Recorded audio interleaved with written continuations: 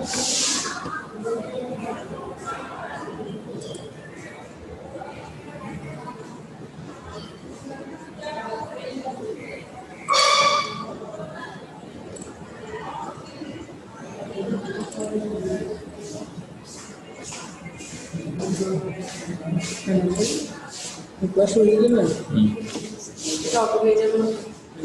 শ্রেণীর ছাত্ররা, ছাত্রছাত্রীবৃন্দ, তোমরা আশা করি ভালো আছো। কোনো কিছু বলবো? তোমাদের আজকের অষ্টম শ্রেণীর ইংরেজি ক্লাস আমি শুরু করতে যাচ্ছি। অবশ্যই আমাদের নেটওয়ার্কিং সমস্যার কারণে একটু লেট হয়েছে।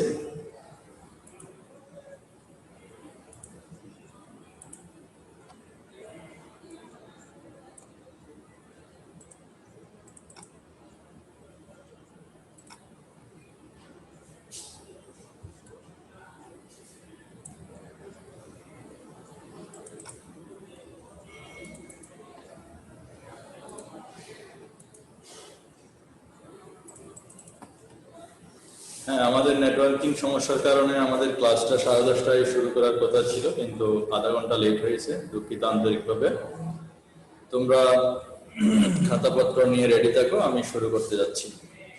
গত ক্লাসে আমরা অষ্টম শ্রেণীর আমি ইংরেজি ক্লাসে অ্যাফার্মেটিভ, নেগেটিভ, ইন্টারোগেটিভ, অ্যাসার্টিভ এবং এক্সক্লেমেটরি বিষয় নিয়ে 5টি সেন্টেন্সের বিশদ, 6টা সেন্টেন্সের বিশদ আলোচনা করেছিলাম।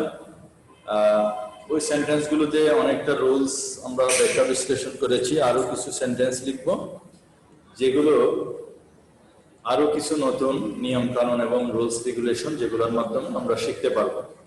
তো ছাত্রছাত্রীরা, তোমরা প্রথমে টপিকটা জেনে নাও। আজকে টপিক হবে অ্যাফার্মেটিভ, নেগেটিভ, ইন্টারোগেটিভ, অ্যাসার্টিভ এবং এক্সক্লেমেটরি।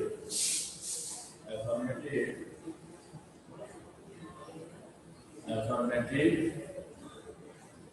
নেগেটিভ, ইন্টারোগেটিভ,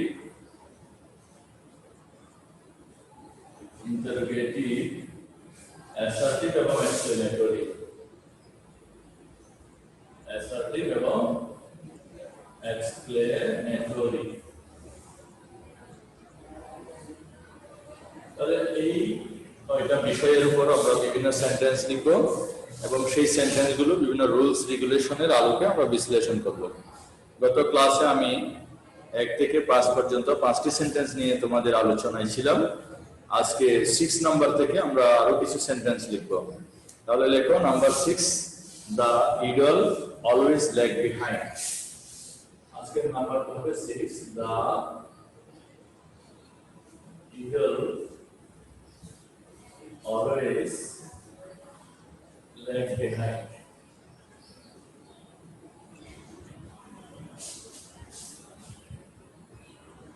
এটাকে আমরা নেগেটিভ করব। এই সেন্টেন্সটাকে আমরা কি করব? নেগেটিভ করব। তাহলে একটা সেন্টেন্সকে নেগেটিভ করতে হলে সেক্ষেত্রে বিভিন্ন রুলস থাকে, বিভিন্ন ক্লো থাকে। সেই রুলস বা ক্লো গুলো আমাদেরকে মার্ক করতে হবে। এখানে আমরা একটা ক্লো দেখতে পাচ্ছি, সেটা হচ্ছে অলওয়েজ। হ্যাঁ, নেগেটিভ সেন্টেন্স করার একটা রুলস হলো, যদি কোনো সেন্টেন্সে অলওয়েজ থাকে তাহলে অলওয়েজ এর পরিবর্তে নেভার বসে। হ্যাঁ, কোনো কোশ্চেন থাকলে তোমরা করতে পারো। অলওয়েজ এর পরিবর্তে আমাদের কি বসাতে হয়? অলওয়েজ এর পরিবর্তে নেভার বসাতে হয়। নেভার বসাতে।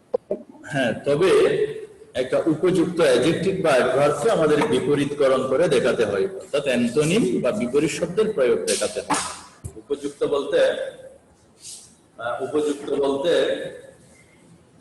বলতে আমরা যে অ্যাডজেক্টিভ গুলো অ্যাপ্রোপ্রিয়েট বিপরীত শব্দ আমরা ব্যবহার করতে পারি, শব্দটা আমাকে খুঁজে নিতে হবে। যেখানে ল্যাগ বিহাইন্ড শব্দটার অর্থ হচ্ছে পিছিয়ে পড়া। আমরা জীবন চলার পথে হ্যাঁ অনেক সময় দেখা যায় যে পিছিয়ে পড়ি। যেমন একটা স্টুডেন্ট, সে পড়ালেখা করতেছে হঠাৎ করে পরীক্ষায় ফেল করার কারণে সে অষ্টম শ্রেণী থেকে নবম শ্রেণীতে উত্তীর্ণ হতে পারেনি। তাহলে আমরা বলতে পারি সে পিছিয়ে পড়লো। তাহলে এই যে পিছিয়ে পড়লো শব্দটাকে আমরা বিপরীতকরণ করলে আমরা বলতে পারি স্টে হিট। মানে স্টে হিট মানে এগিয়ে যাওয়া, পিছিয়ে পড়া, এগিয়ে যাওয়া, অথবা গো অ্যাডভান্স, অথবা গো অথবা অ্যাডভান্স বলতে পারি। ল্যাগ বিহাইন্ডের বিপরীতে আমরা পিছিয়ে পড়া অ্যাডভান্স বলতে পারি, যে অগ্রগামী হওয়া। অথবা স্টে হিট, স্টে এহিট মানে এগিয়ে চলা, এই শব্দটাকে আমরা ল্যাগ বিহাইন্ডের বিপরীত শব্দ হিসেবে গ্রহণ করতে পারি। তাহলে এখানে আমাদের দুটো কাজ, একটা হচ্ছে অলওয়েজ এর পরিবর্তে আমরা নেভার শব্দটা ব্যবহার করব, আর ল্যাগ বিহাইন্ড অর্থ পিছিয়ে পড়া, তার বিপরীত শব্দ হিসেবে আমরা স্টে এহিট। হ্যাঁ শিক্ষার্থীরা, অ্যাকচুয়ালি আন্তরিকভাবে দুঃখিত, আমাদের নেটওয়ার্কিং সফটওয়্যারের কাজ চলতেছে, যার কারণে একটু এই 2-1 দিন একটু অসুবিধা হচ্ছে। তোমরা কোনো সমস্যা মনে নিবা না, আশা করি সব ঠিক হয়ে যাবে। যাক, তো তোমাদের কি বলেছিলাম যে দা ইডল অলওয়েজ ল্যাগ বিহাইন্ড, যে অলসরা সর্বদা পিছিয়ে পড়ে। তো আমরা এই সেন্টেন্সটাকে নেগেটিভ করতে গেলে আমাদের দুটো বিষয় মাথায় রাখতে হবে, যে অলওয়েজ এবং অ্যাসার্টিভ সেন্টেন্স বা অ্যাফার্মেটিভ সেন্টেন্সে যদি অলওয়েজ থাকে, সেই অলওয়েজ এর বিপরীতে আমরা নেভার শব্দটা ব্যবহার করব, এবং তার পরবর্তী কোনো উপযুক্ত ভার্ব, অ্যাডভার্ব অথবা অ্যাডজেক্টিভের বিপরীত শব্দ অ্যান্টোনিম প্রয়োগ করব। যেমন ল্যাগ বিহাইন্ড, এটা একটা ভার্ব, এটার বিপরীত শব্দ হচ্ছে স্টে হিট। তাহলে আমরা এইভাবে এটা আনসারটা করব। যেমন আনসার আমরা নেগেটিভ করব, দা ইডল নেভার স্টে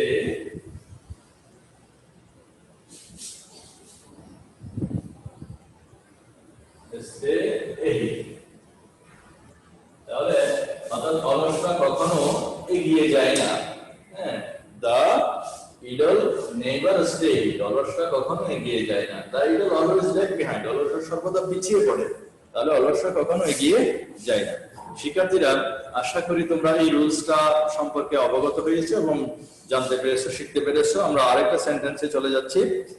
নাম্বার 7 দিয়ে শুরু করো। Hard work is very essential to succeed in life. Number 7, hard work is very essential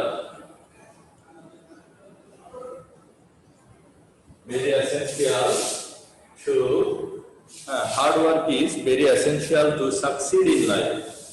To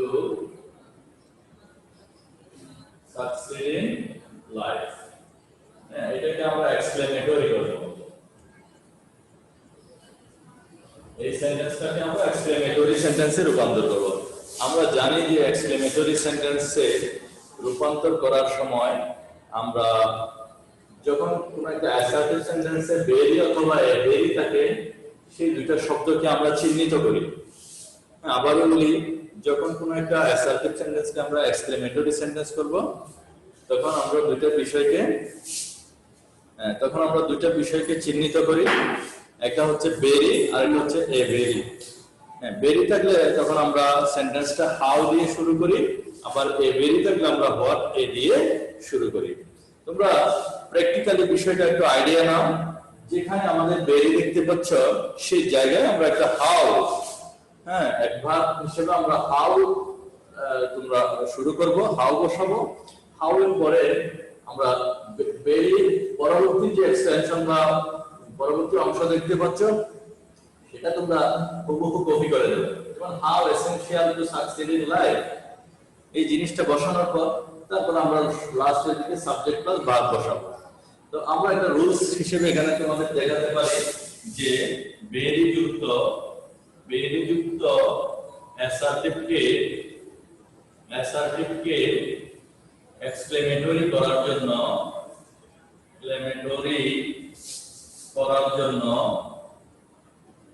জন্য হাউ প্লাস, ঠিক আছে, হাউ প্লাস কি বলেছি শিক্ষার্থীরা, যদি আমরা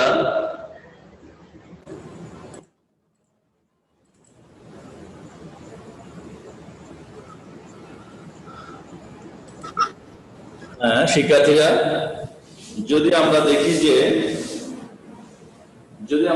যে কোনো বেরি যুক্ত একটা অ্যাসার্টিভ সেন্টেন্স আছে, সেটাকে এক্সক্লেমেটরি করার জন্য আমরা প্রথমে হাউ বসাবো, তারপর বেরি এর পরবর্তী অংশ, অর্থাৎ বেরি এর পরবর্তী অংশ হচ্ছে আমাদের এসেনশিয়াল অথবা essential to succeed in life. এটা পুরোটাই আমরা নিতে পারি।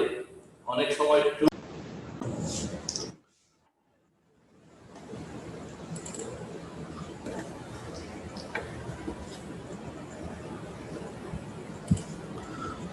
অনেক সময় আমরা টু এর পরবর্তী অংশটাকে এক্সটেনশন হিসেবে নিতে পারি, অথবা বেরির পরবর্তী পুরো অংশটাই তুমি হাউ এর পরে লিখে ফেলতে পারো, এরপরে সাবজেক্ট এবং ভার্ব বসাবে।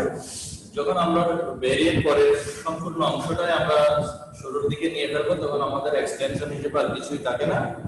তখন আমাদের সাবজেক্ট বা ভার্বের পরে আমরা এক্সক্লেমেশন চিহ্ন ব্যবহার করতে পারি। এখানে একটা এক্সক্লেমেশন চিহ্ন ব্যবহার করতে হবে, যেহেতু আমরা এটা এক্সক্লেমেটরি সেন্টেন্স করেছি।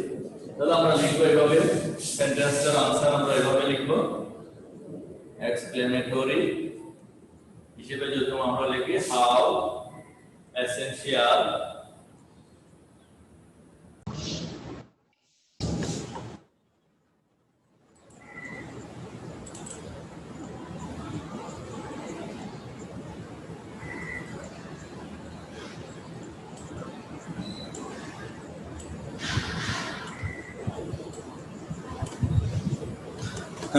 how essential to succeed in life hard work is। কোন শিক্ষার্থীরা যদি তোমরা চাও এভাবে লিখতে পারবে, যেমন অথবা দিয়ে আমি লিখে দেখাচ্ছি। কোন শিক্ষার্থীরা সেন্টেন্সটার আনসার চাইলে এভাবে লিখতে পারবে, or how essential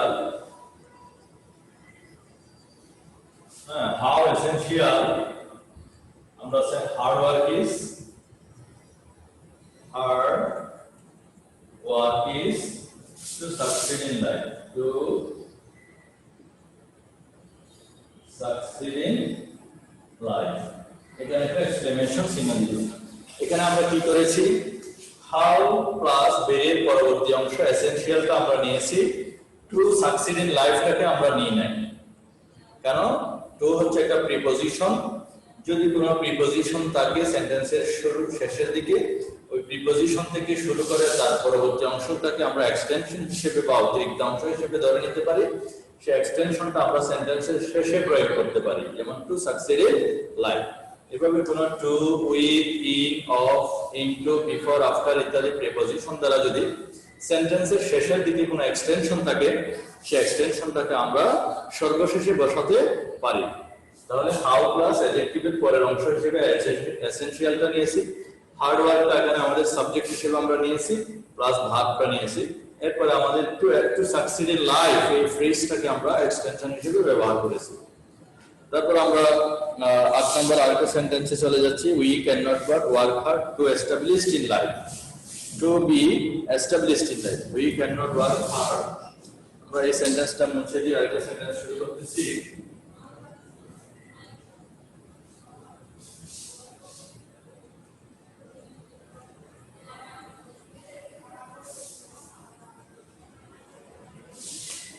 আরেকটা সেন্টেন্স শুরু করতেছি, we cannot but work hard to be established in life, we cannot but এটা আমাদের হবে 8 নম্বর sentence, we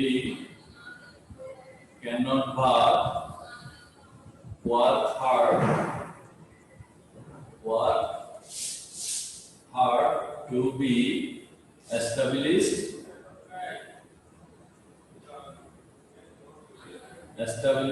in life.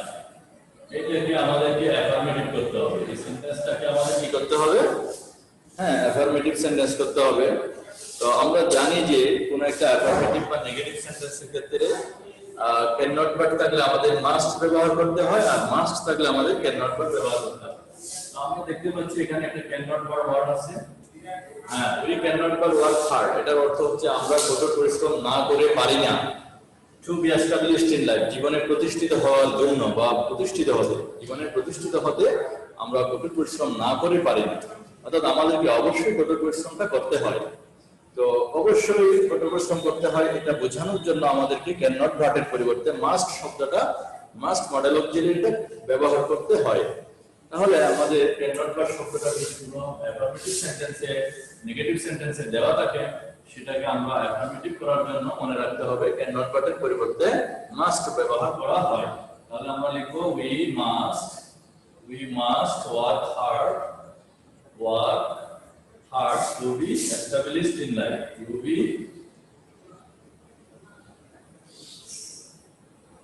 to be established, we must work hard to be established in life.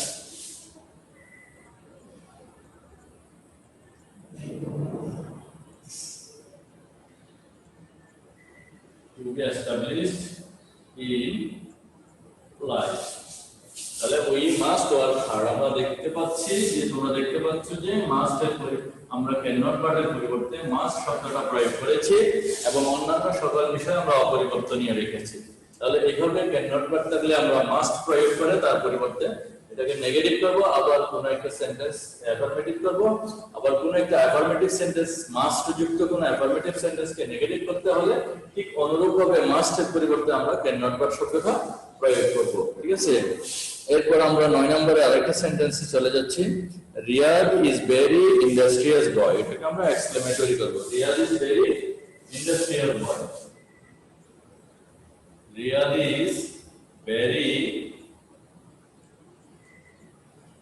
Industrious boy. কিছুক্ষণ আগে তোমাদেরকে very যুক্ত একটা assertive সেন্টেন্সকে আমরা এক্সক্লেমেটরি করে দেখিয়েছি। তোমাদেরকে কিছুক্ষণ আগে আমি ভেরি যুক্ত একটা অ্যাসার্টিভ সেন্টেন্সকে কিভাবে এক্সক্লেমেটরি করতে হয় সেটা ব্যাখ্যা বিশ্লেষণ করে রুলস দেখিয়েছি। ঠিক অনুরূপভাবে আরেকটা সেন্টেন্স আমরা এখানে দেখতে পাচ্ছি যেটা ভেরি আছে এবং যেটাকে আমরা এক্সক্লেমেটরি করতে হবে। তাহলে আমি কিছুক্ষণ আগেই বলেছি বেরির পরিবর্তে আমরা হাউ বসাবো। হাউ এর পরবর্তী অংশ হিসেবে আমরা বেরির পিছনের যে অংশটুকু আছে সেটাকে আমরা নিব। এরপরে সবার লাস্টে আমরা সাবজেক্ট এবং ভার্বটা বসাইয়ে একটা এক্সক্লেমেশন চিহ্ন ব্যবহার করব।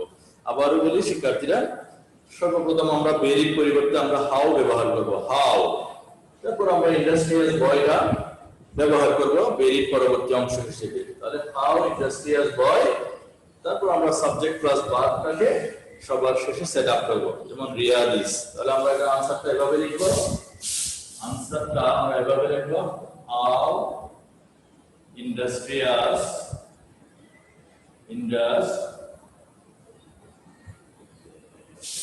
বয় রিয়াদ ইজ। আবার লাস্টে একটা এক্সক্লেমেটরি চিহ্ন ব্যবহার করতে হবে। ঠিক আছে, তোমরা আশা করি বুঝতে পারছো। আমরা বেরি যেখানে থাকবে কোনো অ্যাসার্টিভ সেন্টেন্সে যদি বেরি থাকে তার পরিবর্তে আমরা হাউ ব্যবহার করব। তারপর হাউ এর পর বেরির পরবর্তী অংশটা আমরা কপি করে দেব, যেমন ইন্ডাস্ট্রিয়াস বয়। এরপর এটা কপি হয়ে গেলে এটা যেভাবে আছে সেভাবে বসানোর পর আমাদেরকে সাবজেক্ট প্লাস ভার্বটা পেছনে সেট আপ করতে হবে। তাহলে সাবজেক্ট রিয়াদ, ভার্ব হচ্ছে ইজ, রিয়াদ ইজ। তারপর একটা এক্সক্লেমেশন চিহ্ন দিতে হবে। এভাবে আমাদেরকে কোনো বেরি থাকলে বেরির পরিবর্তে হাউ ব্যবহার করে হাউ এর পরবর্তী অংশ, বেরির পরবর্তী অংশটাকে হাউ এর পরবর্তী অংশ হিসেবে নিতে হবে। এরপর সবার লাস্টে সাবজেক্ট এবং ভার্ব বসাতে হবে, একটা এক্সক্লেমেটরি চিহ্ন ব্যবহার করতে হবে। তাহলে এইভাবে আমরা কোনো একটা বেরি যুক্ত অ্যাসার্টিভ সেন্টেন্সকে এক্সক্লেমেটরি সেন্টেন্সে রূপান্তর করব। তারপর আমি 10 নম্বরে আরেকটা সেন্টেন্সে যাচ্ছি, he is sincere to his duties. 10 নম্বরে আরেকটা সেন্টেন্সে রিডিং করা যাচ্ছে, he is sincere to his studies. এই সেন্টেন্সটাকে আমাদের নেগেটিভ করতে হবে। he is sincere to his studies, সে তার পড়াশোনার ব্যাপারে, তার পড়াশোনার প্রতি স্বতঃস্ফূর্ত, সচেতন, সজাগ। তো আমাদেরকে এটা এক ধরনের একটা অ্যাফার্মেটিভ সেন্টেন্স, এটাকে নেগেটিভ করার জন্য এখানে একটা অবশ্যই ফ্লো আছে, একটা ইঙ্গিত আছে, একটা ফ্যাক্ট বা বিষয় রয়েছে যেটা আমাদেরকে ফাইন্ড আউট করতে হবে। সেই বিষয়টা হচ্ছে আমরা জানি যে কোনো একটা অ্যাফার্মেটিভ সেন্টেন্সে যদি অক্সিলারি ভার্ব থাকে, am, is, are, was, were, have, has, can ইত্যাদি কোনো অক্সিলারি ভার্ব থাকে, সেই অক্সিলারি ভার্বের পরিবর্তে আমাদেরকে অক্সিলারি ভার্বের পর আমাদেরকে নট বসাতে হবে এবং উপযুক্ত কোনো অ্যাডজেক্টিভ বা ভার্বের বিপরীত শব্দ অ্যান্থনি প্রয়োগ করতে হবে। যেমন সিনসিয়ারের বিপরীত হচ্ছে ইনসিনসিয়ার। তাহলে আমরা লিখতে পারি এটা নেগেটিভ আনসার হিসেবে, আমরা এটা নেগেটিভ হিসেবে হি ইজ নট, যদি কোনো auxiliary verb am, is, are, was, were, can, shall, will, should, could ইত্যাদি থাকে তার পরিবর্তে আমাদেরকে নট ব্যবহার করতে হবে। হ্যাঁ, তাহলে দেখো, হ্যাঁ কি বললাম, যদি কোনো auxiliary verb am, is, are, was, were, can, should, could, shall, will ইত্যাদি যদি কোনো অক্সিলারি ভার্ব সাবজেক্টস এর পরে থাকে অ্যাফার্মেটিভ সেন্টেন্সে, তখন ওই অক্সিলারি ভার্বের পরে একটা নট যুক্ত করতে হবে। অর্থাৎ ইজ থাকলে ইজ নট, আর থাকলে আর নট, ক্যান থাকলে ক্যান নট, শুড থাকলে শুড নট, উইল থাকলে উইল নট। ঠিক আছে শিক্ষার্থীরা, তোমরা কি বুঝতে পারছো? হ্যাঁ, তাহলে ইজ থাকলে ইজ নট ব্যবহার করতে হবে এবং তার পরবর্তী কোন উপযুক্ত অ্যাডজেক্টিভ বা ভার্বকে অ্যান্টোনিম বা বিপরীত শব্দে নিয়ে যেতে হবে। তাহলে যেমন সিনসিয়ারের বিপরীত শব্দ হচ্ছে ইনসিনসিয়ার, অর্থাৎ সচেতন অসচেতন। তাহলে আমরা লিখতে পারি he is not ইনসিনসিয়ার, ইনসিনসিয়ার to his studies. ঠিক আছে, তাহলে শিক্ষার্থীরা আশা করি তোমরা এই সেন্টেন্সটাও বুঝতে পেরেছো। আমরা 11 নম্বরের আরেকটা সেন্টেন্স নিয়ে আলোচনা করব। হি does not put off any work for tomorrow, সেটা আমরা ইন্টারপ্রেট করব।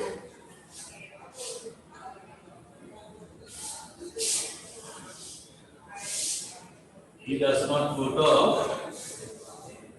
হ্যাঁ লিখো তোমরা 11 নম্বরে আরেকটা সেন্টেন্স লিখো, হি does not put off any work for tomorrow. He does not put off any work for tomorrow. এই সেন্টেন্সটাকে আমরা ইন্টারোগেটিভ সেন্টেন্সে রূপান্তর করব। He does not put off any work for tomorrow. এখন তোমাদেরকে ইন্টারোগেটিভ সেন্টেন্সের ব্যাপারে দুটো বিষয় বলবো। একটা হচ্ছে আমাদেরকে ইন্টারোগেটিভ সেন্টেন্সটা করার আগে যে প্রদত্ত সেন্টেন্সটা দেওয়া আছে সেটা কি অ্যাফার্মেটিভ না নেগেটিভ সেটা একটু ভালো করে দেখে নেব। যে সেন্টেন্সটা দেওয়া আছে সেটা হচ্ছে he does not put off any work, সে কোনো কাজ ফেলে রাখে না ফর টুমরো, আগামীকালের জন্য। তাহলে আমরা দেখতেই পাচ্ছি সেন্টেন্সটা একটা নেগেটিভ সেন্টেন্স। যদি কোনো নেগেটিভ সেন্টেন্স থাকে তখন আমাদেরকে সেন্টেন্সের শুরুতে একটা positive auxiliary verb set up করতে হবে। আর যদি সেন্টেন্সটা যদি অ্যাফার্মেটিভে দেওয়া থাকে তখন আমাদের সেন্টেন্সের শুরুতে একটা negative auxiliary verb set up করতে হবে। তাহলে শিক্ষার্থীরা, আমি তোমাদের দুটি বিষয় খেয়াল রাখতে বলেছি। যদি প্রদত্ত সেন্টেন্সটা ইন্টারোগেটিভ করার জন্য যদি প্রদত্ত সেন্টেন্সটা যদি অ্যাফার্মেটিভে দেওয়া থাকে, আমাদের সেন্টেন্সের শুরুতে একটা negative auxiliary verb set up করতে হবে। আবার সেন্টেন্সটা যদি নেগেটিভে দেওয়া থাকে, সেন্টেন্সের শুরুতে আমাদের একটা positive auxiliary verb set up করতে হবে। তো আমরা দেখতেই পাচ্ছি সেন্টেন্সটা একটা নেগেটিভ সেন্টেন্স, যেমন does not put of, does not put of ফেলে রাখে না, সেন্টেন্সটা একটা নেগেটিভ। তো আমাদেরকে সেন্টেন্সের শুরুতে একটা positive auxiliary verb set up করতে হবে। তাহলে সব সময় অক্সিলারি ভার্বটা হবে আমাদের প্রদত্ত সেন্টেন্সের বিপরীত প্যাটার্নের। সেন্টেন্সটা যদি হ্যাঁবাচক হয় তাহলে তোমার অক্সিলারিটা হবে নাবাচক, সেন্টেন্সটা যদি নাবাচক হয় তোমার অক্সিলারিটা হবে হ্যাঁবাচক। তাহলে আমরা দেখতে পাচ্ছি সেন্টেন্সটা নেগেটিভ, তাই আমাদেরকে একটা পজিটিভ অক্সিলারি সেট আপ করতে হবে। আমরা পজিটিভ অক্সিলারি কি সেট আপ করতে পারি, যেমন এখানে অক্সিলারি হিসেবে ডাজ নট দেওয়া আছে, আমরা ডাজটাকে যদি ডাজ নট অক্সিলারি ভার্ব দেওয়া থাকে তাহলে আমরা ডাজ এটাকে অক্সিলারি হিসেবে সেট করতে পারি, ডাজ। তাহলে ডাজ কি অক্সিলারিটার পর আমাদের বাকি অংশগুলো ঠিকভাবে অ্যারেঞ্জ হবে, যেমন সাবজেক্ট ভার্ব অবজেক্ট ইত্যাদি। তাহলে does he put of, does he put of any work for tomorrow, for tomorrow. Does he put off any work for tomorrow? সে কি আগামী দিনের জন্য কোনো কাজ ফেলে রেখে? ইন্টারোগেটিভ। তাহলে শিক্ষার্থীরা আমরা একটা জিনিস খেয়াল করো, এখানে আমরা ডাজ নট ছিল নেগেটিভ একটা ভাব, সেই জন্য আমরা এটাকে পজিটিভ অক্সিলারি হিসেবে ডাজ ব্যবহার করেছি। অনুরূপভাবে যদি এখানে কোনো ক্যান নট থাকে আমরা ক্যান ব্যবহার করব, উইল নট থাকলে আমরা উইল ব্যবহার করব, শুড নট থাকলে আমরা শুড ব্যবহার করব। সব সময় আমাদের নেগেটিভ ভার্ব যদি থাকে প্রদত্ত সেন্টেন্সে, আমাদের ইন্টারোগেটিভ করার জন্য শুরুতে আমরা একটা নেগেটিভ ভার্বের পরিবর্তে একটা positive auxiliary verb set up করব। ওকে ফাইন শিক্ষার্থীরা, আশা করি তোমরা 11 নাম্বারটা বুঝতে পেরেছো। আমরা 12 নম্বরে আরেকটা एग्जांपल দিচ্ছি। nobody hates his, nobody hates him, nobody hates him, কেউ তাকে কি করে না, ঘৃণা করে না। এটাকে আমরা অ্যাফার্মেটিভ করব। এই সেন্টেন্সটাকে আমরা কি করব, অ্যাফার্মেটিভ করব। যখন কোন একটা সেন্টেন্সে অ্যাফার্মেটিভ করার ক্ষেত্রে আমরা দেখি যে nobody বা নাম বা no one সাবজেক্ট থাকে, তখন আমাদেরকে নোবডি, নান বা নো ওয়ানের পরিবর্তে এভরিবডি, এভরিওয়ান এগুলো ব্যবহার করতে হবে এবং তার পরবর্তী কোনো ভার্ব বা অ্যাডভার্ব বা অ্যাডজেক্টিভকে বিপরীত করতে হবে। কি বলেছি, যদি আমরা দেখতে পাচ্ছি একটা নেগেটিভ সেন্টেন্সে সাবজেক্ট হিসেবে নোবডি থাকে বা নো ওয়ান থাকে অথবা নান থাকে, তবে আমরা অ্যাফার্মেটিভ করার জন্য নোবডি, নো ওয়ান বা নানের পরিবর্তে আমাদেরকে এভরিবডি বা এভরিওয়ান ব্যবহার করতে হবে। তার পরবর্তী কোনো একটা উপযুক্ত ভার্ব বা অ্যাডভার্ব অথবা অ্যাডজেক্টিভকে বিপরীত করতে হবে। তাহলে আমরা দেখতে পাচ্ছি এটাকে অ্যাফার্মেটিভ করলে, হ্যাঁ, নোবডির পরিবর্তে আমরা এভরিবডি লিখবো, এভরিবডি। তো আমরা দেখতে পাচ্ছি হেটস, হেটস মানে ঘৃণা করা, তাহলে হেটস এর বিপরীত হচ্ছে লাভস, লাইকস ইত্যাদি। আমরা লিখতে পারি everybody loves, everybody loves him. তাহলে আমাদের আনসারটা কমপ্লিট হয়ে গেল। তো আমরা মাথায় রাখবো সবসময় নোবডির পরিবর্তে এভরিবডি বসে, তার পরবর্তী কোনো ভার্ব বা অ্যাডভার্ব বা অ্যাডজেক্টিভকে আমরা বিপরীত বা অ্যান্টোনিম প্রয়োগ করব। তারপর নাম্বার 13 এ আরেকটা সেন্টেন্স তোমরা লিখো। হ্যাঁ, he lived with his family, interrogative করতে হবে। Number 13, he lived with his family, এটাকে আমরা ইন্টারোগেটিভ করব। কিছুক্ষণ আগেই বলেছি যে তোমাদেরকে ইন্টারোগেটিভ করতে গেলে সেন্টেন্সটা যদি অ্যাফার্মেটিভ হয় এখানে একটা negative auxiliary verb set up করবে, আর সেন্টেন্সটা নেগেটিভ হলে এখানে একটা positive auxiliary verb set up করবে সেন্টেন্সের শুরুতে। তাহলে আমরা এটাকে ইন্টারোগেটিভ করতে গেলে আমরা দেখতেই পাচ্ছি সেন্টেন্সটা একটা হ্যাঁ-বাচক বা অ্যাফার্মেটিভ সেন্টেন্স, এখানে একটা আমাদের নেগেটিভ অক্সিলারি ভার্ব সেন্টেন্সের শুরুতে সেট আপ করতে হবে। আমরা কোন অক্সিলারি ভার্বটা সেট করব? আমরা দেখতে পাচ্ছি এখানে মূল ভার্বটা ফার্স্ট ফর্মে দেওয়া আছে, লিভড, সে বাস করত, উইথ হিজ ফ্যামিলি, তার পরিবারের সাথে, সে তার পরিবারের সাথে বাস করত। তো লিভড যেহেতু ফার্স্ট ফর্ম, আমরা অক্সিলারি ভার্ব হিসেবে ডিড বা ডিডেন্ট ব্যবহার করতে হবে আমাদেরকে। যদি এটা প্রেজেন্ট ফর্ম হয় ডু বা ডাজ ব্যবহার করতে হয়। যদি মূল ভার্বটা যদি ফার্স্ট ফর্ম হয় তাহলে আমাদেরকে অক্সিলারি ভার্ব হিসেবে ডিড বা ডিডেন্ট ব্যবহার করতে হয়। যেহেতু আমরা সেন্টেন্সটা অ্যাফার্মেটিভে দেখতে পাচ্ছি, তাহলে নেগেটিভ অক্সিলারি হিসেবে আমরা ডিডেন্ট ব্যবহার করব। যেমন ডিডেন্ট, হ্যাঁ, ডিডেন্ট, তারপর হি। এখন লিভটা প্রেজেন্ট ফর্ম লিভে ফেলতে হবে, কারণ কোন ডোন্ট, ডিডেন্ট, ডাজন্ট ইত্যাদি অক্সিলারি ভার্বগুলো ব্যবহার করার পর মূল ভার্বটা আমাদের বেস ফর্মে টার্ন হয়, ফিরে আসে। তাহলে didn't he live with his family, with his family, এটাকে ইন্টারোগেটিভ করা হয়ে গেল। তারপর আমরা আরো দুটো সেন্টেন্স করে আজকের ক্লাসটা শেষ করব। The place people are very quarrelsome, হ্যাঁ, the place people are very quarrelsome. তোমরা 14 নাম্বার লেখো।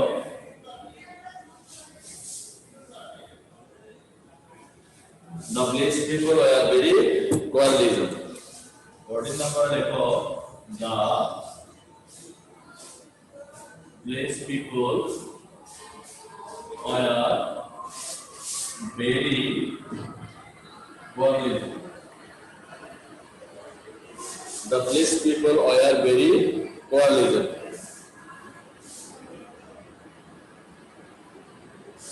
The place people are very quarrelism. QUARRELSOM.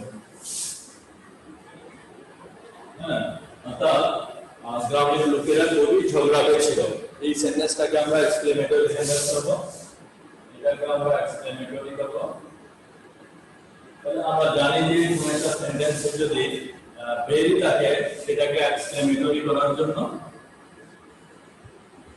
হ্যাঁ, সেটাকে এক্সক্লেমেটরি করার জন্য আমরা সবসময় হাউ দিয়ে শুরু করতে হবে। ভেরি পরিবর্তে হাউ দিয়ে আনতে হবে। তোমরা কিছু বলবো? হাউ এর পরে আমরা কি করব? কোয়ারলিজম শব্দটা ভেরি পরবর্তী অংশটা কপি করে দেব। তাহলে how quarrelsome, QUARRELSOM, how quarrelsome the place people are. How quarrelism the place people are. People are. সবার লাস্টে how প্লাস very পরবর্তী অংশ plus subject plus verb. the place people হচ্ছে সাবজেক্ট আর ভার্ব হচ্ছে are। প্রথমে আমরা very পরিবর্তে how।